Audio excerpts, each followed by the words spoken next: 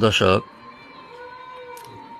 আজ আপনাদের জন্য নিয়ে আসলাম চট্টগ্রামের বহুল পরিচিত ঐতিহ্যবাহী লালদিঘির একটি খণ্ডিত ভিডিও চিত্রধারণ। লালদিঘি এলাকা পুকুর পাড় সহ এটা এক সময় রাউজানের জমিদার রায় বাহাদুরের সম্পত্তি ছিল বলে জানা যায়। তিনি বছরের মধ্যে মাঝে মধ্যে পরিবার পরিজন নিয়ে অবকাশ যাপন করার জন্য এখানে আসতেন, কিন্তু পরবর্তীতে তিনি দেশ ত্যাগ করে চলে গেলে এটা সরকারি সম্পত্তিতে রূপান্তরিত করা হয়।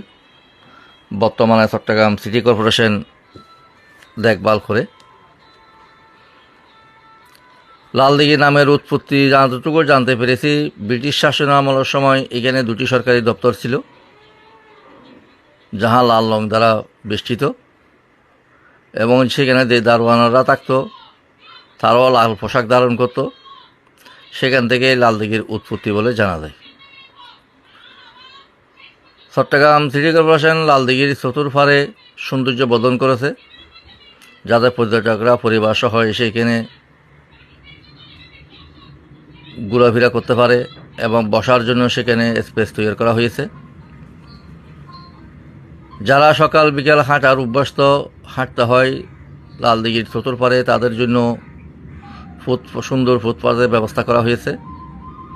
সুন্দর পরিবেশে যাতে তারা হাঁটাচলা করতে পারে।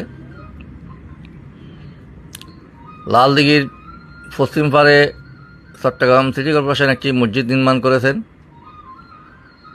যাতে দর্শনার্থীরা এখানে এসে নামাজের টাইমে নামাজ আদায় করে নিতে পারেন।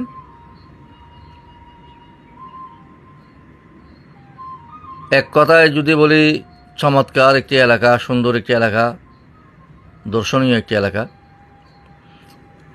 আপনারা যারা ভ্রমণ পিপাসু, পরিবার পরিজন নিয়ে এখানে আসতে পারেন। তো দর্শক, আজকে এখানেই রাখলাম। আগামীতে দেখা হবে অন্য কোনো ভিডিওতে। সে পর্যন্ত সাথে থাকবেন আশা করি। আপনাদের মঙ্গল কামনা করছি। আল্লাহ হাফিজ।